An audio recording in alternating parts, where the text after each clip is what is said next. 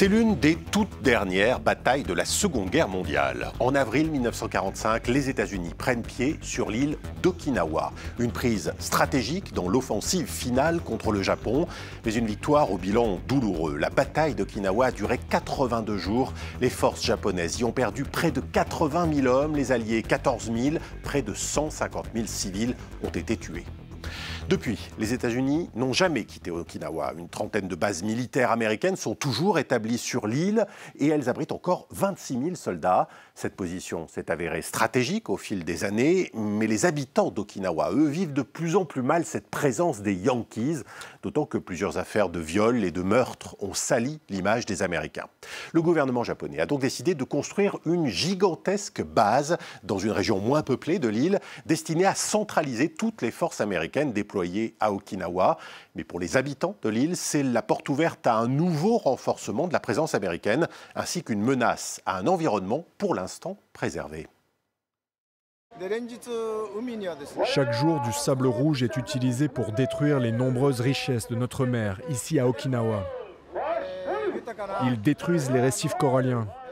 Ils tuent les animaux aquatiques, notamment les dugongs. Mais nous sommes en train de nous battre et ne laisserons pas cela se produire. Alors s'il vous plaît, soutenez-nous.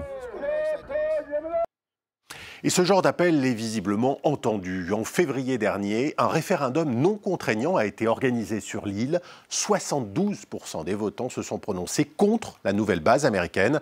Et malgré tout, le Premier ministre Shinzo Abe a affirmé que la construction allait se poursuivre. Alors, où en est le combat des anti-GIs? L'île va-t-elle retrouver un jour sa sérénité?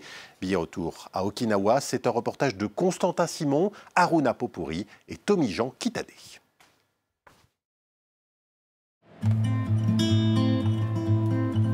À 1500 km au sud-ouest de Tokyo, Okinawa, un archipel japonais de 150 îles au climat tropical. Un paradis pour les touristes. Depuis 2017, ils sont plus nombreux qu'à Hawaï.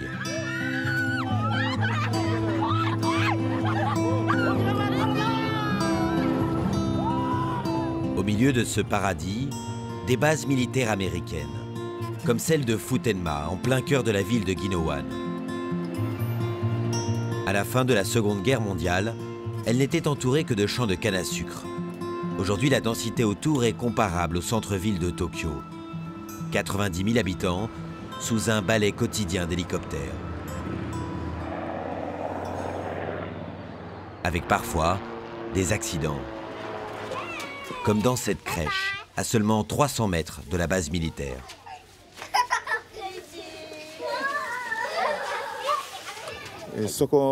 Regardez là-bas sur le toit, c'est là que c'est tombé. Le 7 décembre 2017, une pièce d'une hélice d'hélicoptère tombe du ciel. Quand l'objet est tombé, il y avait une vingtaine d'enfants et des maîtresses dans la cour. Depuis, on préfère laisser les filets. Je ne pense pas qu'ils nous protègent vraiment d'autres objets qui tomberaient du ciel, mais ça nous rassure de les garder. Bonjour. Takehiro Kamiya est pasteur et directeur de cette crèche qui compte 64 enfants. Après l'accident, il a dû rassurer les parents et les maîtresses. J'ai eu très peur. Cela aurait pu tomber sur la tête d'un enfant. Maintenant, quand certains enfants entendent les hélicoptères, ils disent « ils reviennent, ils reviennent ». On n'en veut pas ici. Les bases américaines ont toujours existé à Okinawa. Mon père y travaillait. Cela faisait partie de notre vie. Mais depuis l'accident, je ne vois plus les choses de la même manière. Il n'y a plus cette fierté, cette magie. Je me suis rendu compte que nous vivions dans un endroit dangereux. Officiellement, les Américains n'ont pas reconnu leur responsabilité. Le pasteur accuse Tokyo de couvrir l'affaire afin de protéger l'alliance avec les États-Unis. Il nous emmène voir le lieu d'un autre accident. Dans cette université, c'est un hélicoptère entier qui, en 2004, s'est écrasé. Regardez ces bâtiments résidentiels. Au moment de l'accident, les voitures circulaient sur la route comme aujourd'hui. Ça s'est produit dans ce lieu très fréquenté.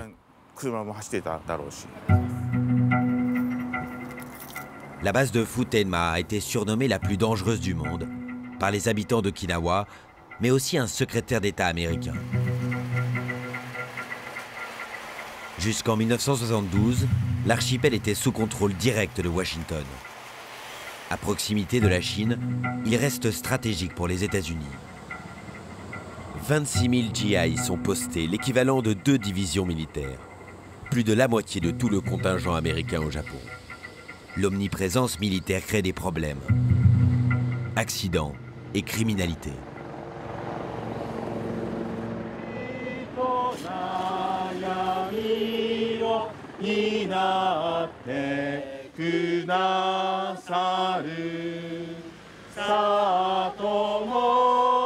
Chaque semaine, le pasteur et ses paroissiens viennent chanter leur mécontentement à l'entrée de la base. Ils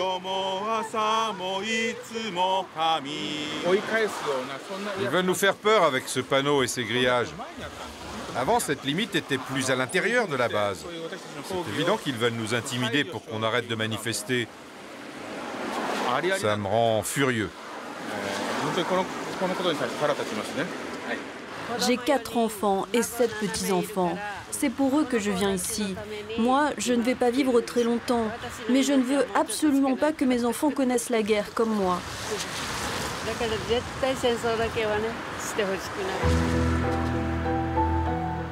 Pour les plus âgés des Okinawaïens, les militaires américains incarnent le souvenir de l'une des plus sanglantes batailles de la Seconde Guerre mondiale.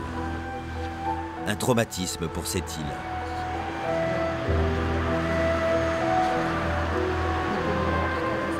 Chaque année, le jour de l'anniversaire de la tristement célèbre bataille d'Okinawa, Toyo Tamaki réunit ses enfants et petits-enfants pour leur raconter cette invasion terrible. La balle a pénétré ici et est sortie ici. En 1943, elle est recrutée de force par l'armée impériale nippone. Elle doit nourrir des ouvriers qui construisent une piste d'aviation. Face à la menace américaine, le Japon réquisitionne toutes les forces vives de l'île. Regarde, c'est ton arrière-grand-mère. Quand j'avais 16 ans, j'ai été forcée de travailler dans l'équipe de cuisine de la base militaire. On n'avait même pas d'eau propre.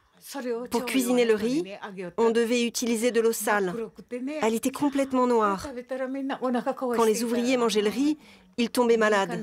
Les habitants d'Okinawa ont vraiment vécu une période difficile. Les soldats et les civils ne recevaient pas la même nourriture. Nous, on était traités comme des animaux. En 1945, les bombardements américains deviennent incessants. Les habitants se réfugient dans les grottes et les cimetières. On se cachait dans les tombes. Même les ossements des morts nous faisaient moins peur.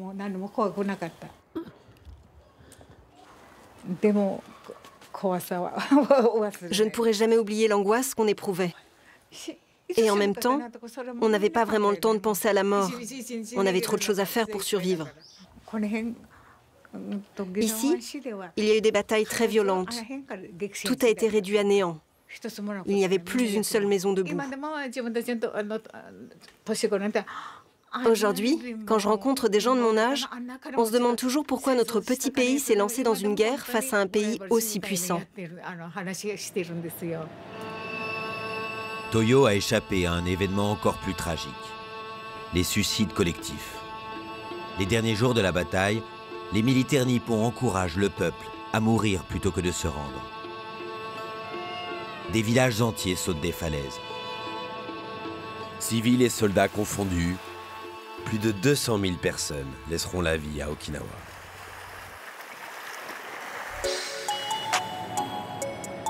« 74 ans plus tard, le Japon et les États-Unis ont forgé une alliance indéfectible. Okinawa en est le symbole. La présence de GI depuis près de 8 décennies a transformé en profondeur cette île.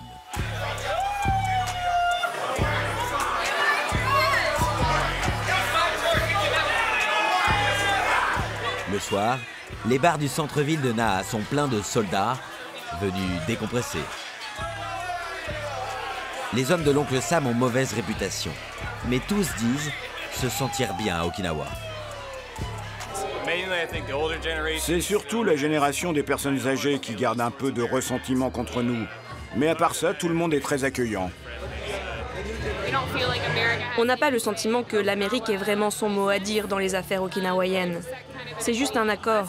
C'est comme ça qu'on ressent notre présence ici. C'est une relation très saine. Je ne crois pas que les États-Unis partiront d'Okinawa.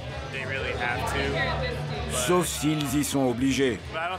Mais je crois que les États-Unis ne veulent pas perdre cette relation avec le Japon.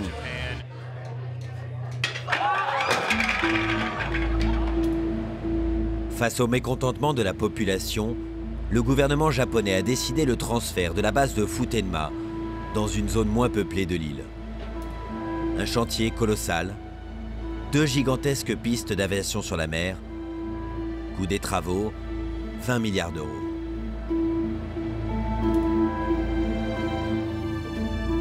Mais pour les opposants, ce déménagement de la base vers les côtes est un désastre écologique.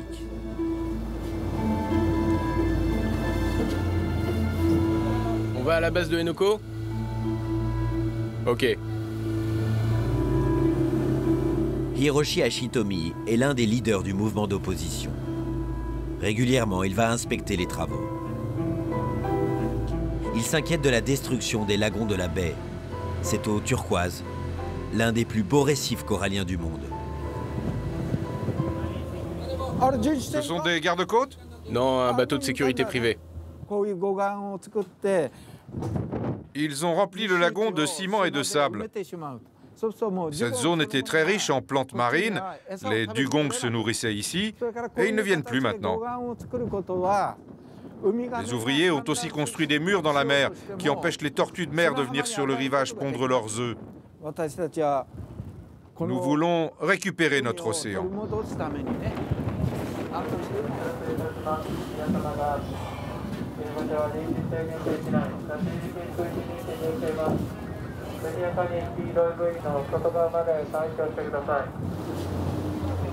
Depuis décembre, les manifestations contre cette nouvelle base américaine sont quotidiennes.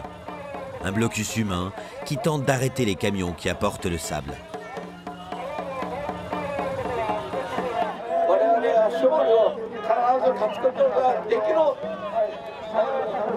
Des policiers protègent ce chantier controversé.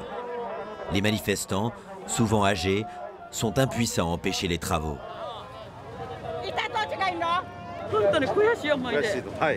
J'ai tellement de rage en moi et ça ne va pas partir. Tant que la construction ne s'arrêtera pas, tant que je suis en vie, je continuerai à me battre. Aujourd'hui, il y a un mouvement mondial pour défendre l'environnement. Mais ce chantier détruit la nature, l'océan.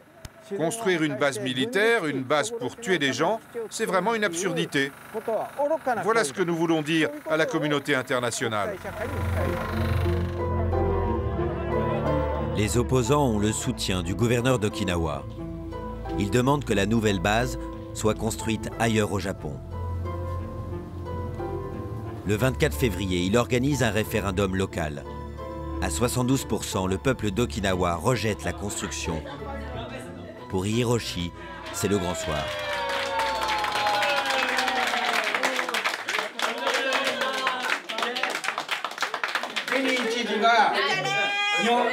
Ce résultat est important.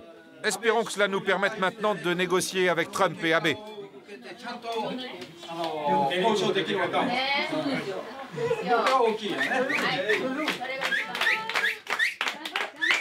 Mais ce référendum n'est pas contraignant. Le gouvernement japonais n'est pas obligé de suivre son résultat.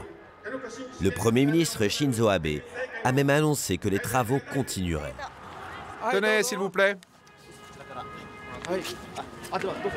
Le 16 mars, Hiroshi et tous les opposants ont organisé un grand rassemblement dans la capitale d'Okinawa. Près de 10 000 personnes étaient réunies.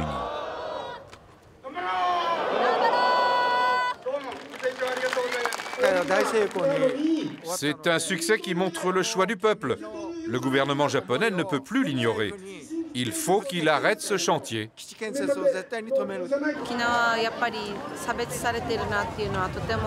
Okinawa a toujours été traité de manière injuste par le Japon, surtout sur cette question des bases américaines. Même si le peuple d'Okinawa est contre ces bases, même si d'autres régions se sont proposées pour les accueillir, le gouvernement insiste pour qu'elles restent ici.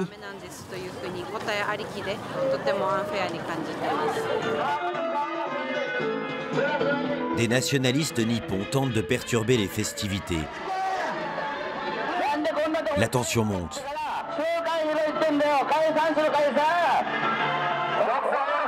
Pour eux, s'opposer aux Américains, c'est mettre en danger le pays tout entier.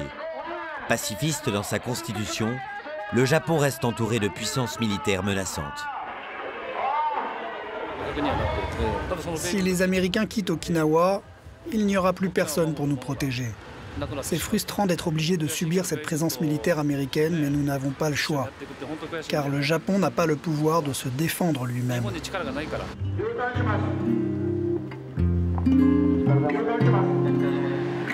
Les soldats américains devraient rester à Okinawa, malgré le refus de la population.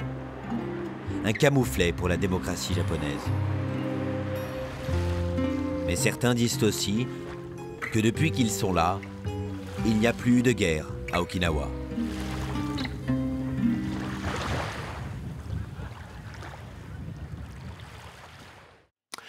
Et voilà donc pour ce reportage sur l'île d'Okinawa, un reportage que vous pourrez retrouver bien sûr sur france24.com. Je vous dis à très vite pour un nouveau numéro de Billets Retour.